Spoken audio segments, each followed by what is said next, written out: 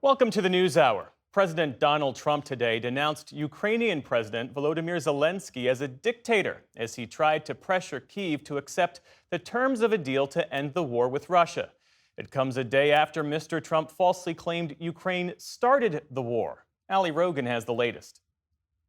Today, a war of words between two supposed allies.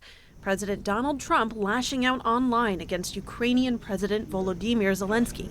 In a scathing paragraph filled with falsehoods, Trump called the wartime leader a dictator without elections, and that he better move fast or he is not going to have a country left.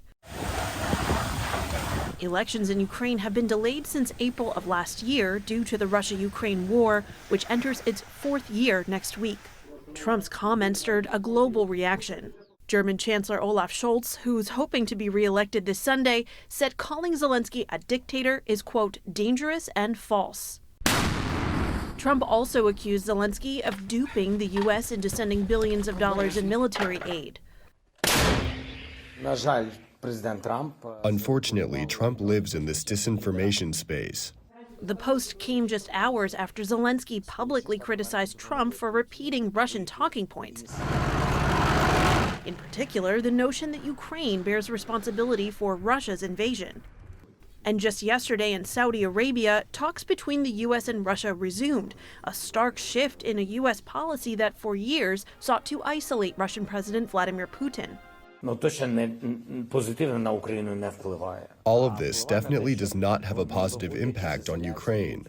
I think Putin and Russia are really happy because they're involved in the discussions, and yesterday there were signals that they are the victims.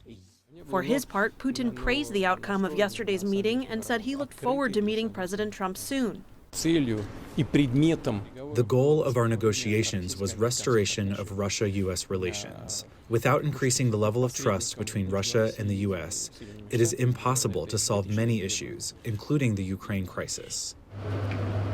All of this as Trump's special envoy for Ukraine and Russia arrived in Ukraine's capital. It's good to be back in Kyiv again. Keith Kellogg spent his day in meetings with Zelensky, as well as Ukrainian military commanders. For the PBS NewsHour, I'm Ali Rogan.